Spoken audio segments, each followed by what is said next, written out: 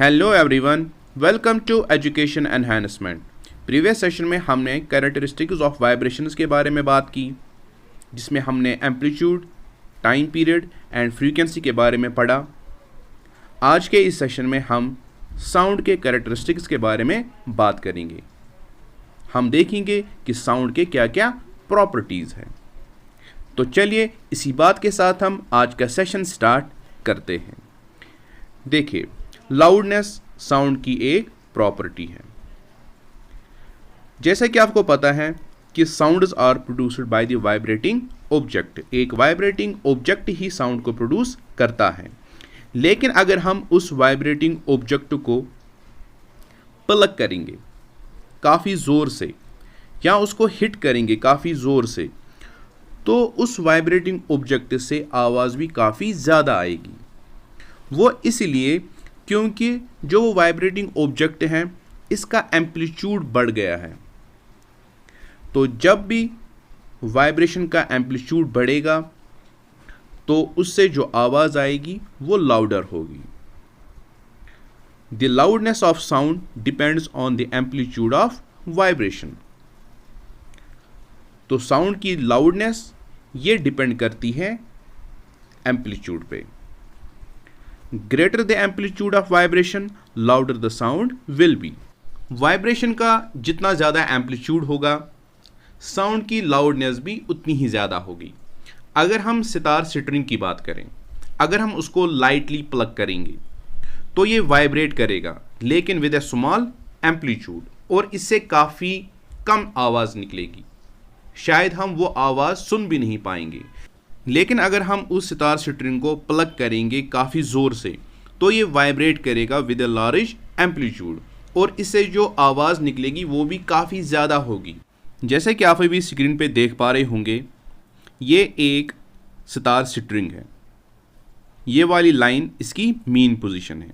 जब हम इसको लाइटली प्लग करेंगे तो इसका जो एम्पलीट्यूड रहेगा वो काफ़ी छोटा रहेगा, तो इससे जो आवाज़ निकलेगी वो भी काफ़ी धीमी होगी।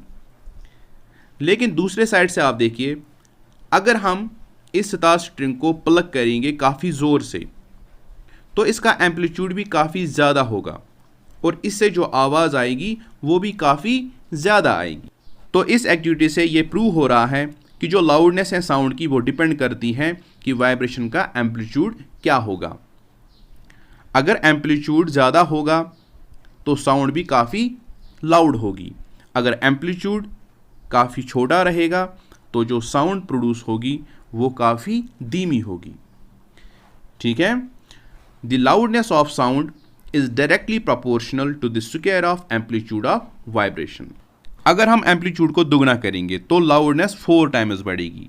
वो इसलिए क्योंकि लाउडनेस डायरेक्टली प्रोपोर्शनल होती है to the square of amplitude. लेकिन अगर हम एम्पलीट्यूड को हाफ करेंगे तो लाउडनेस 1/4 बन जाएगी।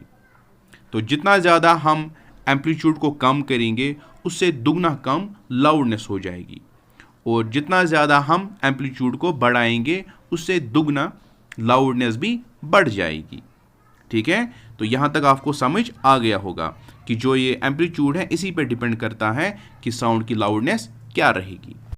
The loudness of sound is expressed in the unit is called decibel।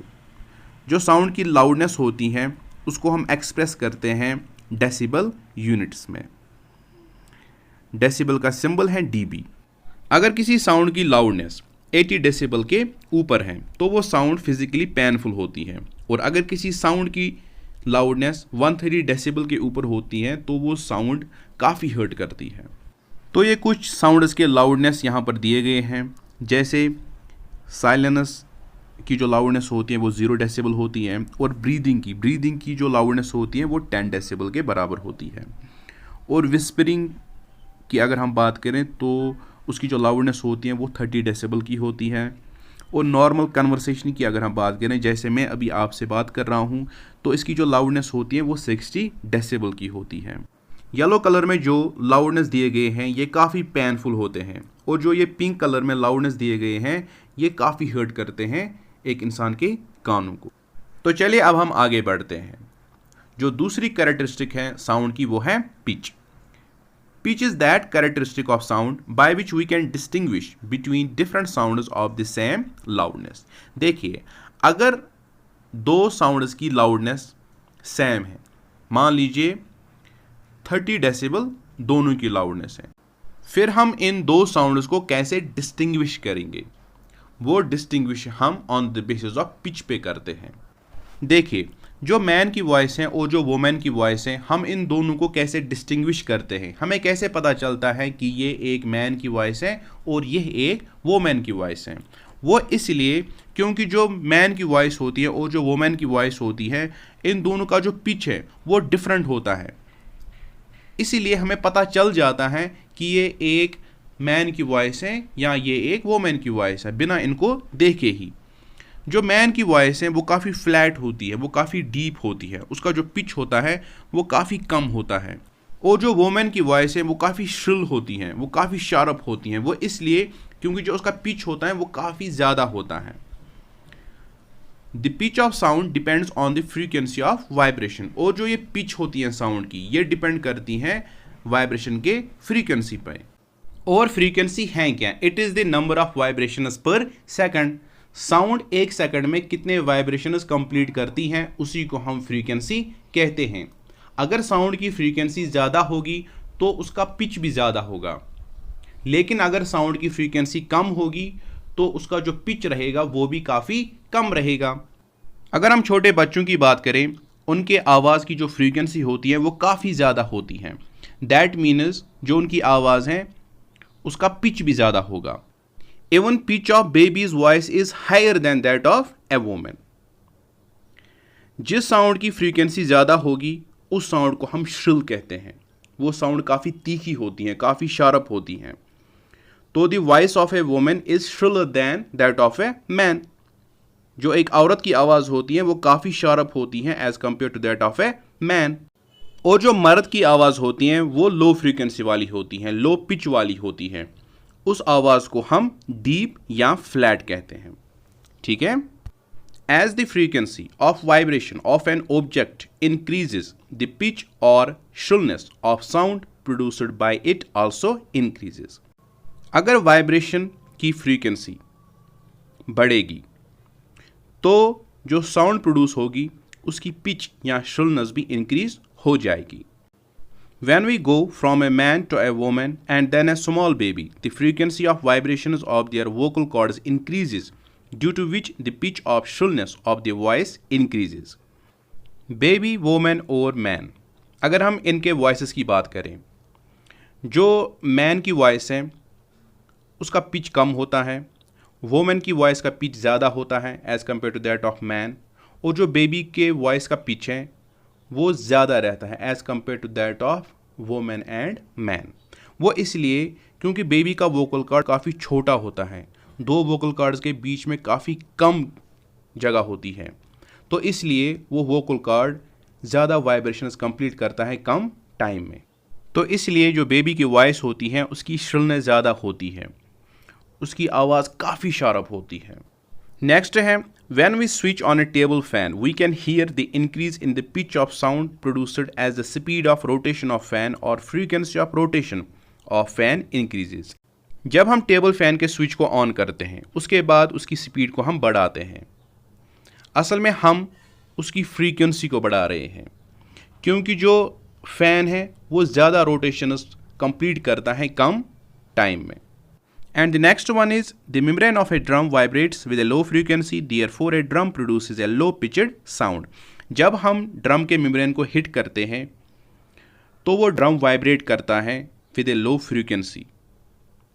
उससे जो आवाज़ आती है वो काफ़ी डीप होती है, काफ़ी फ्लैट होती है क्योंकि वो लो पिचड साउंड होती है।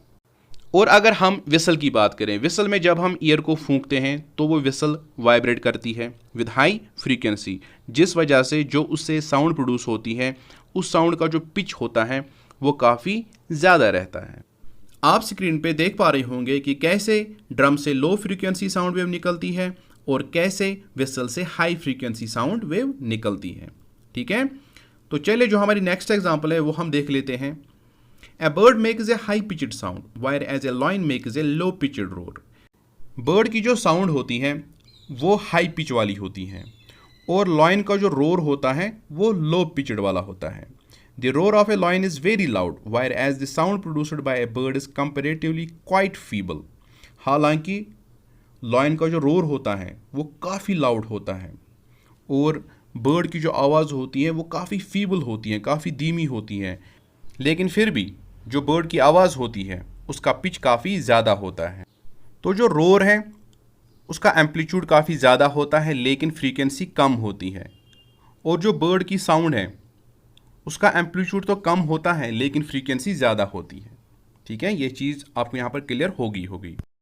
तो चलिए अब हम आगे बढ़ते हैं। जो नेक्स्ट कैरेक्टरिस्टिक है साउंड की वो है क्वालिटी। देखिए, सितार और फ्लूट जो साउंड्स प्रोड्यूस करते हैं, हम उन साउंड्स को आराम से डिस्टिंग्विश कर पाते हैं बिना उनको देखे ही।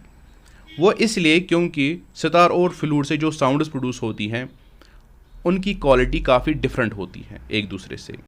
तो जो ये क्वालिटी है, it is that characteristic of a sound which enables us to distinguish between the sound produced by different sound producing objects even if they are of same loudness and pitch।